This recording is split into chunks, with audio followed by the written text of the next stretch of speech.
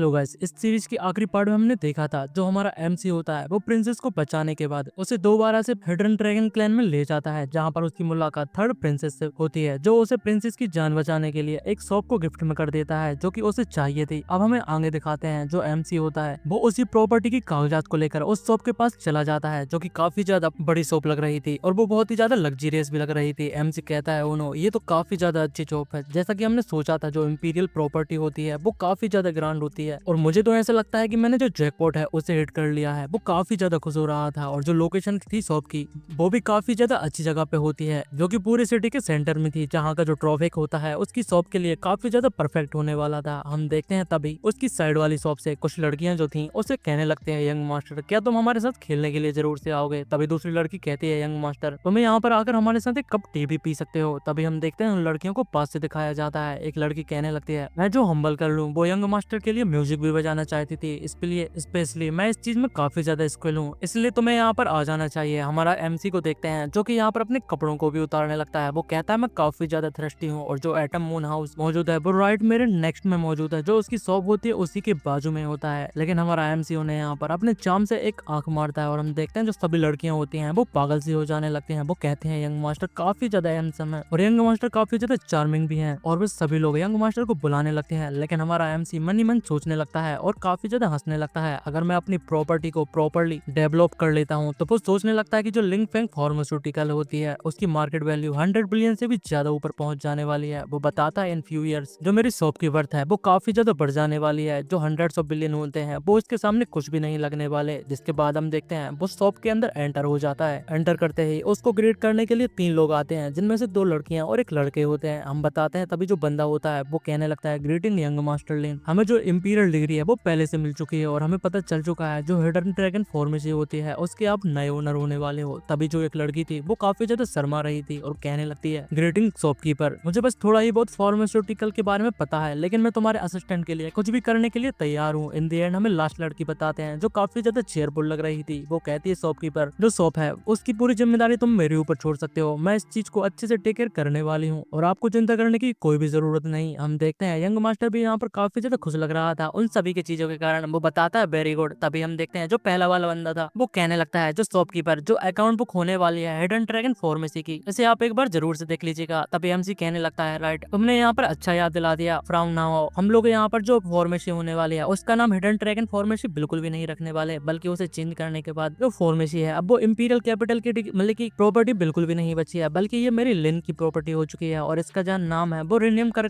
Commoner pharmacy रख दिया गया है। सभी लोग जो थे काफी ज्यादा शॉक्ड हो जाते हैं और उनको यकीन ही नहीं हो रहा था। वो लोग यहाँ पर शॉक के कारण नीचे भी गिर जाते हैं लेकिन एमसी उनके सामने नहीं खड़ा था। आगे सीन शिफ्ट हो जाता है, हम उन लोगों को एक टेबल पर बैठा हुआ देखते हैं जो इन सभी चीजों के बारे में डिस्कस कर रहे थे। एमसी कहने लगता है रिमेंबर हमारी जो फार्मेसी है वो टेम्परली सिर्फ कॉर्प्स पॉइजन को बेचने वाली है और इसके अलावा हम कुछ भी चीजों को नहीं बेचेंगे। एमसी कहने लगता है बेल हम लोग यहाँ पर जो बोतल है उन्हें सिर्फ 10,000 बोतल ईच डे बेचने वाले हैं और इसके बाद हम लोग कुछ भी सेल नहीं करने वाले। इसके बाद हमारी जो शॉप है वो तुरंत ही क्लोज हो जानी चाहिए। लेकिन जो बंदा होता है वो काफी ज्यादा शॉक में चिल्लाते हुए कहने लगता है क्या अगर हम लोग 10,000 बोतल से अकेले एक दिन में बेचने वाले हैं वो भी सिर्फ कॉर्प पॉइजन की। तभी जो लड़की होने लगती है वो कहने लगती है अगर ऐसा हुआ तो हम लोग जो उतनी ज्यादा अर्निंग नहीं कर पाएंगे। तभी वो कहने लगती है अगर ऐसा हो गया और हम लोगों की जो 10,000 पॉइजन थे वो बिक चुके हैं और हमारा दिन भी खत्म नहीं होता और लोगों को और भी ज्यादा इसकी जरूरत पड़नी है तो हम क्या करने वाले हैं। तो यंग मास्टर कहता है ये तुम्हारा बहुत ही ज्यादा अच्छा क्वेश्चन है। जिसके बाद हमें नहीं बताते कि उसने इसका आंसर क्या किया, लेकिन हमें बताते हैं कि उसने कहा था कि अगर जो पॉइजन है वो खत्म हो जाते हैं तो हमें सभी उनको कह देना चाहिए कि आज के लिए जो स्टॉक था वो खत्म हो चुका है और जो स्टॉक है वो नेक्स्ट शिपमेंट के लिए आने वाला है, इसलिए तुम्हें कल के लिए वेट करना होगा। जिसके बाद हम देखते हैं जो बंदा होता है वो फार्मेसी के बाहर सभी को बोर्ड लगा देता है कि इसके अंदर जो कॉप्स पॉइजन है वो बेचे जाने वाले हैं। अभी हम देखते हैं उस चीज को देखने के बाद काफी ज्यादा जो भीड़ होती है वो उस शॉप के अंदर जाने लगते हैं। सभी लोग कहते हैं न्यूली ओपन फार्मेसी के पास कॉप्स पॉइजन है जो हम सभी को चाहिए, क्योंकि हमें जाकर कल परचेज कर लेना चाहिए क्योंकि हमें कॉस्ट को कंप्लीट करने के लिए उस चीज की जरूरत है। हमारा एमसी भी यहाँ पर कह रहा था नॉट बैड। जो 3 क्लर्क मौजूद है वो काफी ज्यादा रिलायबल हो रहे हैं और ऐसा लगता है मुझे चिंता करने की कोई भी जरूरत नहीं और वो सोचता है कि मुझे सेक्ट में वापस चला जाना चाहिए। सीन शिफ्ट हो जाता है, हम देखते हैं वो मास्टर के सामने आ चुका था। वो सेक्ट में लौट आता है। वो बताता है मास्टर आपका जो डिसाइपल है वो वापस आ चुका है। मास्टर कहते हैं तुम इतने जल्दी वापस आ गए। एमसी कहने का लगता है यस मास्टर, और मन ही मन में सोच रहा था ये काफी ज्यादा लंबा समय हो चुका है, मैंने यहाँ पर मास्टर को काफी ज्यादा मिस किया और मास्टर ने भी मुझे जरूर से काफी ज्यादा मिस किया होगा। इसके बाद मास्टर कहने लगती है तुम काफी जल्दी वापस आ गए, मुझे तो लगा था कि तुमने सीनियर प्रिंसेस को यहाँ पर जो हिडन ड्रैगन क्लैन की होती है उसे बचाया आया था उन्होंने तुम्हें काफी ज्यादा अच्छे तरीके से ट्रीट किया होगा, क्या एम्परर ने तुम्हें यहाँ पर अपना सन इन लॉ बनाने की बात बिल्कुल भी नहीं करी। इस चीज को सुनने के बाद एमसी काफी ज्यादा शॉक्ड हो जाता है और अपने गीगा चैड मूड में आकर कहने लगता है इम्पॉसिबल, अगर वो लोग हमें यहाँ पर थ्रोन देने के लिए भी कह देते तो मैं अलोन यहाँ पर उनका सन इन लॉ बनना, मैं थ्रोन को भी यहाँ पर नहीं चाहता था। मैं लिंजी चियान एक स्वॉर्ड सेक्टर का मेंबर हूँ इस जिंदगी में और मरने के बाद भी मैं इस स्वॉर्ड सेक्टर का गोस्ट होने वाला हूँ। अभी जो मास्टर होती है उसे अपनी पावर की मदद से अपने पास बुला लेती है और हम देखते हैं वो काफी ज्यादा नजदीक आ चुका था। वो कहने लगती है क्या तुम यहाँ पर सच में सीरियस हो? तो एमसी कहता है ऑफ कोर्स मास्टर, मैं किसी भी चीजों को बिल्कुल भी झूठ नहीं बोलता। वो आगे कहता है जो मास्टर की काइंडनेस है इस डिसाइपल के लिए वो कुछ ऐसी चीज है जिसे मैं अपनी पूरी जिंदगी भर याद रखूंगा और उसे मैं कभी भी नहीं भूल सकता। वो बताता है मैं मास्टर को अपने रिस्पेक्ट करता हूँ पूरे दिल से और जान से, सन एंड मून के साथ मैं यहाँ पर मास्टर को कभी भी धोखा नहीं देने वाला। जिसके बाद वो अपने पास से एक पाउच को निकालता है और कहता है मास्टर मैं वापस जब आ रहा था मैंने सोचा आपके लिए कुछ गिफ्ट रख लेना चाहिए। वो उसके लिए गिफ्ट लेकर आता है। हम देखते हैं वो उस चीज को निकालता है जो कि एक ब्रेसलेट टाइप का लग रहा था। वो बताता है और एक पोएम को मास्टर को सुनाने लगता है। जैसे कि हम कहावत को कहते हैं एक डिसाइपल जो मास्टर के साथ होता है वो एक ट्रेजर के समान होता है, एक जो डिजास्टर बिना मास्टर के होता है वो एक ऐसी ब्लेड के समान होता है जो कि ग्रास से बनी हुई होगी। अनलेस जो डिसाइपल है वो अपनी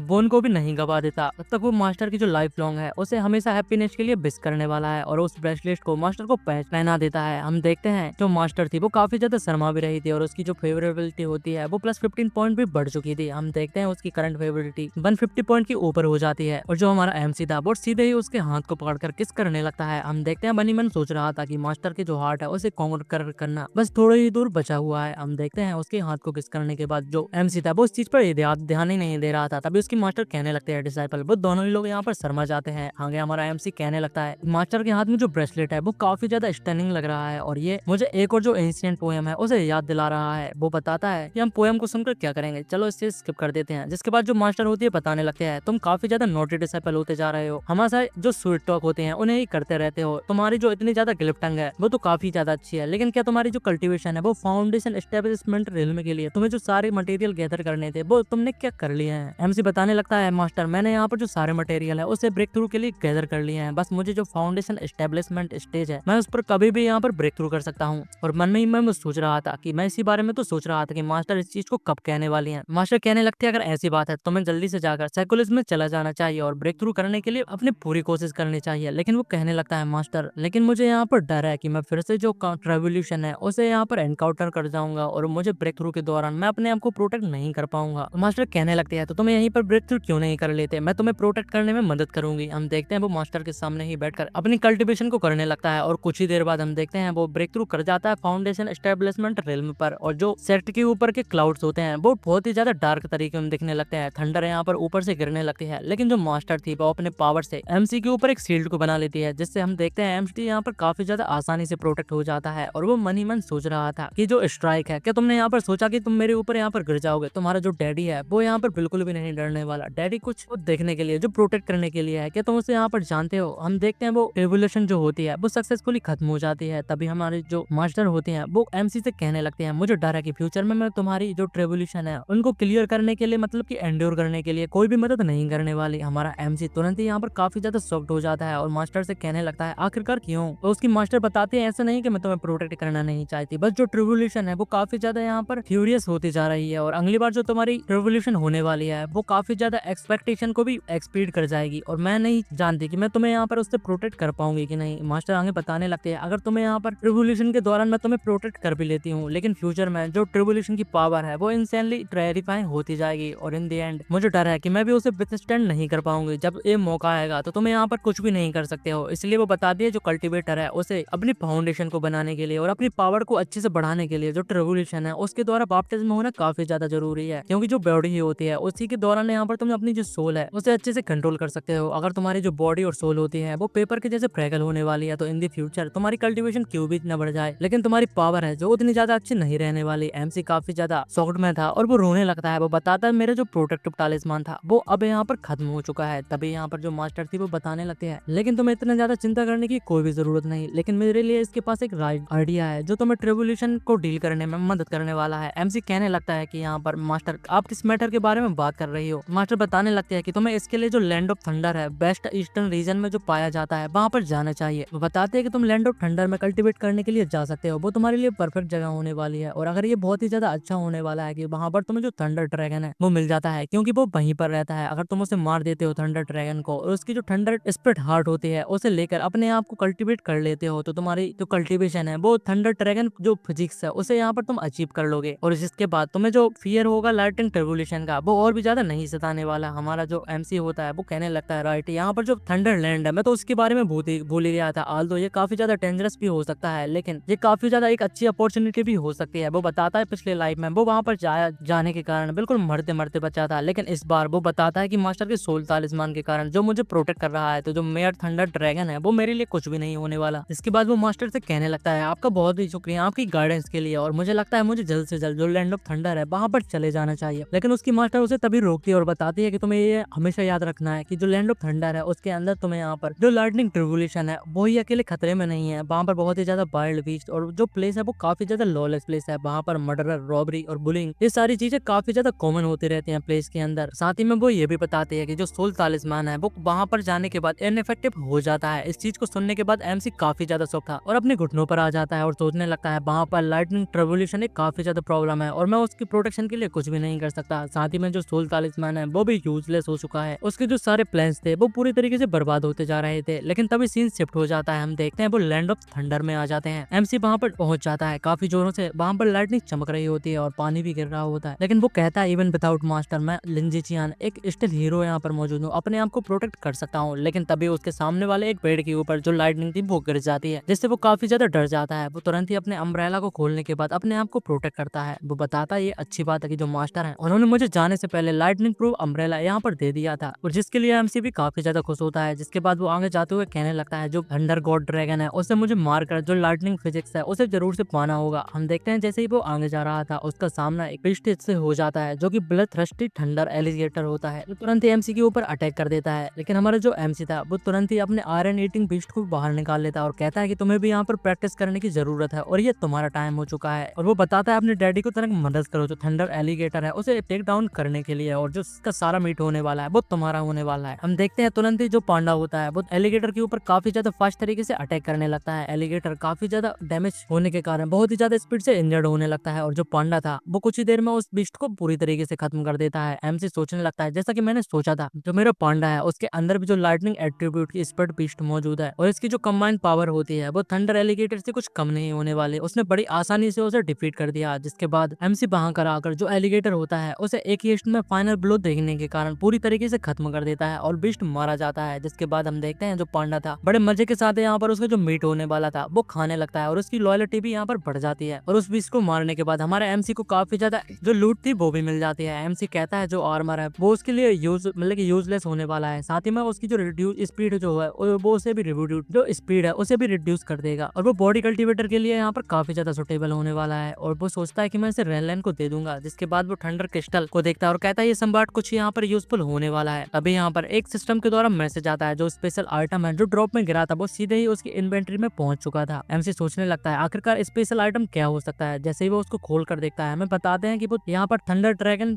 थंडर एलिगेटर से होता है, उसके एग होते हैं वो भी 3 होते हैं। एमसी इस चीज को देखकर काफी ज्यादा खुश हो जाता है। लेकिन तभी वहाँ पर किसी और की एंट्री हो जाती है। वो देखता है, हम देखते हैं 2 लड़की यहाँ पर दिखाई जाती हैं। वो कहने लगती है लिटिल ब्रदर जो थंडर एलिगेटर के एग हैं वो हमें अंडर बॉर्डर कर दो, वरना हम जो सिस्टर हैं वो तुम्हें इतनी आसानी से यहाँ पर नहीं जाने देंगे और अगर तुम हमें एग दे देते हो तो हम तुम्हें यहाँ पर जाने के लिए कोई भी प्रॉब्लम नहीं करने वाले। उसकी जो दूसरी सिस्टर थी वो भी हंसते जा रही थी। एमसी कहने लगता है तुम दोनों ब्यूटीज जो तुम्हारे सामने जेंटलमैन मौजूद है उसने सारी जो बेल्स है उसे प्रॉपर्ली यहाँ पर लेजेंड तरीके से यहाँ पर एक्वायर किया है और इसके लिए तुम मेरा कुछ भी नहीं कर सकती। जो एलिगेटर एग होने वाले थे वो मेरे एफर्ट्स के कारण मेरे पास मिले हैं और आखिरकार मैं तुम्हें क्यों देने वाला हूँ, इसलिए यही अच्छा होने वाला है कि तुम मुझे इंटरप्ट बिल्कुल ना करो और मुझे रोप करने की कोशिश बिल्कुल भी मत करो। तभी एक जो लड़की थी वो बताने लगती है हम लोग यहाँ पर तुम्हें रोप कर रहे हैं और क्या तुम मेरे हाथ में जो सिग्नल फायर है वो देख रही हो, अगर मैंने इसे यहाँ पर सिग्नल को स्काई के अंदर छोड़ दिया तो क्या तुम्हें पता है कि तुम्हारे साथ क्या होने वाला है। लार्ज नंबर ऑफ एक्सपर्ट जो थे इमीडिएटली यहाँ पर आकर सराउंड कर लेंगे और तुम्हें मारने में उन्हें कोई भी प्रॉब्लम नहीं होने वाली। इसलिए मैं तुम्हें यहाँ पर बताती हूँ कि आइडिया इसी में अच्छा है कि तुम्हें यहाँ पर सेंसिबल बनो और मेरी एडवाइस को फॉलो करो। लेकिन हमारा एमसी कहता है कि यहाँ पर तुम्हारे इन टैक्टिक्स के कारण तुम मुझे बिल्कुल भी नहीं डराने वाली, तुम्हें क्या लगता है कि मैं तुम्हारी इन बातों को विश्वास करने वाली हूँ। तभी जो दूसरी लड़की थी वो उसके ऊपर अपने बो को लेकर यहाँ पर एरो को शूट करने वाली थी। वो बताती है पैर कि तुम्हें लगता है कि हमारे पास यहाँ पर जॉब करने के लिए फालतू का समय बचा हुआ है, जो भी चीज हम लोग कह रहे हैं वो पूरी तरीके से ट्रुथ है। और भाई ये भी बताती है कि हम लोग यहाँ पर जो यंग मास्टर हैं 1000 डीमोनिक सेक्ट के उनके सबऑर्डिनेट हैं और इस बार जो यंग मास्टर है वो भी खुद यहाँ पर आए हुए हैं। साथ ही में उन्होंने 1000 ऑफ सबऑर्डिनेट को यहाँ पर लेकर आए हैं लैंड ऑफ थंडर के अंदर क्योंकि उन्हें जो थंडर ड्रैगन है उसकी सर्च करनी है। और क्या तुम्हें लगता है कि हम लोग अभी भी झूठ बोल रहे हैं? एमसी इन बातों को सुनने के बाद सोचने लगता है कि 10,000 डीमोनिक सेट एक काफी ज्यादा फेमस और पावरफुल डीमन कल्टीवेशन का सेट है, और बताता है कि 8 वेस्टलैंड के अंदर जो सेट होते हैं उन्हें भी रैंक्ड किया जाता है। उन्हें ब्रॉडली यहाँ पर थर्ड रेट, सेकंड रेट और फर्स्ट रेट सेट में डिवाइड किया गया है। साथ ही में जो ग्रेट सेट होते हैं और सुपर सेट होते हैं वो भी इसमें मौजूद होते हैं। जो 10,000 डीमोनिक सेट है वो एक सुपर सेट है, और इसकी जो स्ट्रेंथ है वो मेरे शॉर्ट सेट से भी यहाँ पर कंपेयर की जा सकती है। वो दोनों बराबर पे ही चलते हैं, ऑल्दो जो दोनों सेट हैं उनके बीच में कभी भी वार नहीं हुई है, और ना ही उनके बीच में जो इंटरेक्ट होते हैं वो इतने ज्यादा होते हैं। हेवनली आर्कनाइन स्वॉर्ड सेट जो है उसके पास सिर्फ एक ही असेंडेंट रिल्म का कल्टीवेटर है जिसका नाम लैंग फियांग होता है और जो उसकी मास्टर होती है। लेकिन जो डीमोनिक सेट है उनके पास ऐसे 2 कल्टीवेटर मौजूद थे। अगर उन दोनों के बीच में फाइट हो जाती है तो वो हेवनली स्वॉर्ड सेट के लिए काफी ज्यादा बड़ा सेटबैक होने वाला है। वो सोचने लगता है कि मुझे यहाँ पर जो सेट है उन्हें बिल्कुल भी ऑफेंड नहीं करना चाहिए, क्योंकि जो लेवल है 3 पैक की वो इतनी ज्यादा अच्छी भी नहीं है, इसलिए ना चाहते भी उसे जो एग होते हैं उन्हें देना पड़ता है। जिस पर वो लड़कियां होती हैं वो काफी ज्यादा खुश हो जाती हैं और कहती हैं तुमने यहाँ पर अच्छा काम किया और हमें लगता है कि तुम एक काफी ज्यादा अच्छे इंसान हो। लेकिन तभी जो एक लड़की थी उनमें से जो होती है उसकी नजर आयरन बीटिंग मतलब की पांडा के ऊपर पड़ जाता है, और तभी वो कहने लगती है कि तुम्हारा जो पेट है वो आयरन ईटिंग बीस्ट है, उसे भी मेरे हवाले कर दो। लेकिन इस बात से हमारा एमसी काफी ज्यादा चिढ़ जाता है और बताने लगता है कि तुम लोग यहाँ पर अपने लक को काफी ज्यादा पुश करने की कोशिश कर रही हो, क्या तुम्हें ऐसा नहीं लगता? और वो काफी ज्यादा गुस्से में था और अपने वेपन को भी बाहर निकाल लेता है। तभी जो लड़की थी उसके ऊपर अटैक कर देती है। हमारा एमसी उसे बड़े आसानी से ब्लॉक कर लेता है और उन दोनों के ऊपर जाकर अपनी फिंगर की मदद से उनके एक्यूपंचर पॉइंट को ब्लॉक करने के बाद उन्हें रिस्ट्रिक्ट कर चुका होता है। एक ही बार में हम देखते हैं वो दोनों जो गर्ल्स होती हैं वो मूव नहीं कर पा रही थी। तभी वो कहने लगते हैं आखिरकार तुमने हमारे साथ क्या किया, हम बिल्कुल भी मूव नहीं कर पा रहे हैं। एमसी बताता है कि चिंता मत करो, मैं जो वुमेन्स होते हैं उन्हें हिट बिल्कुल भी नहीं करता। जिसके बाद हमें सिर्फ उनकी आवाज सुनाई देती है। एमसी उन दोनों को यहाँ पर कस देता है और उनके मुंह को भी बंद कर देता है। जिसके बाद वो कहता है भले ही मैं यहाँ पर जो वुमेन्स है उन्हें हिट नहीं करता, लेकिन तुम्हें अपनी जो एक्शन है उनका यहाँ पर पेबैक तो जरूर से चुकाना होगा। और हम देखते हैं वो उनके पैरों के अंदर से गुलगुली लगाने लगता है, जिस वजह से वो जो लड़कियां होती हैं वो अपनी हंसी को नहीं रोक पा रही थी, लेकिन कसे होने के कारण उसे काफी ज्यादा प्रॉब्लम हो रही थी। वो दोनों ही यहाँ पर हम देखते हैं एमसी को छोड़ देने के लिए कहते हैं। वो बताते हैं हम कुछ भी करने के लिए तैयार हैं, हमें पता है कि हमने यहाँ पर गलती किया है, इसलिए बात हमें इस बार छोड़ दो, अगली बार से हम यहाँ पर किसी से भी कोई भी चीज को चुराने की कोशिश नहीं करेंगे। एमसी कहने लगता है कि मैं तुम्हें यहाँ पर छोड़ तो दूं, लेकिन तुम्हें यहाँ पर जाने के बाद अपने बॉस को बता दोगे तो मैं क्या करने वाला हूँ। वो दोनों ही कहने लगते हैं यस यस बिग ब्रदर, तुम जो भी कह रहे हो सही कह रहे हो। और हम लोग यहाँ पर जो यंग मास्टर उन्हें बिल्कुल भी नोटिफाई नहीं करने वाले। उनकी बातों को विश्वास करके एमसी उन लोगों को छोड़ देता है। लेकिन हम देखते हैं लड़कियां वहां से भागते हुए कहने लगती हैं कि तुम तो यहाँ पर बड़े ही वाले इडियट हो, तुमने तो हमें बड़ी आसानी से छोड़ दिया, तुम्हें क्या लगता है हम तुम्हें इतनी आसानी से जाने देंगे? और जो सिंगल प्लेयर होती है वो उन्हें चला देते हैं। और लड़के कहने लगते हैं अब तुम्हारा किस्सा खत्म होने वाला है, सुन जो यंग मास्टर होते हैं हमारे सेक्ट के वो यहाँ पर आ जाएंगे और सारे पीपल को भी लेकर आएंगे और तुम लोग यहाँ पर मतलब कि तुम्हारी मौत को कोई भी नहीं रोक सकता। लेकिन तभी हम देखते हैं एक लड़की के पीछे से जो स्वॉर्ड होती है उनके बुबास के अंदर से आर पार हो चुकी थी और मोर मारी जाती है। एमसी आने का कहने लगता है कि तुम्हें क्या लगा था कि मैंने कहा था कि मैं बूबन के ऊपर हिट नहीं करता, लेकिन इसका मतलब ये नहीं कि मैं बूबन को मारता भी नहीं। तभी जो दूसरी लड़की होती है वो काफी ज्यादा रोने लगती है और हमारे एमसी के ऊपर अटैक कर देती है। उसने अपने एक स्नेक टाइप के अटैक को यूज किया था। एमसी खड़े हुए था लेकिन अपने स्पीड के कारण हम देखते हैं उसके अटैक को डॉज करते हो और एक ही बार में उस लड़की को मार देता है। वो लड़की भी मारी जाती है। दोनों ही लड़की का काम तमाम हो चुका था। एमसी कहता है कि मैंने तुम्हें यहाँ पर एक टाइम दिया था, लेकिन तुम लोग हमेशा पहले एक के टाइम और अभी फिर से यहाँ पर तुम मेरे जो बर्ड्स हैं उनको यहाँ पर बार बार अपनी बात पर मुकर रहे थे और तुम मेरे जो पेशेंस है उसे चैलेंज करने की कोशिश कर रहे थे। इस बार तुम्हें अपने किए का जो प्राइस है उसे जरूर चुकाना होगा। जिसके बाद वो पांडा से कहता है वो हमें चलना चाहिए और वहां से चला जाता है। कुछ देर बाद हम देखते हैं वहां पर कोई आ जाता है जो कि यहाँ पर 10,000 डीमनिक सेक का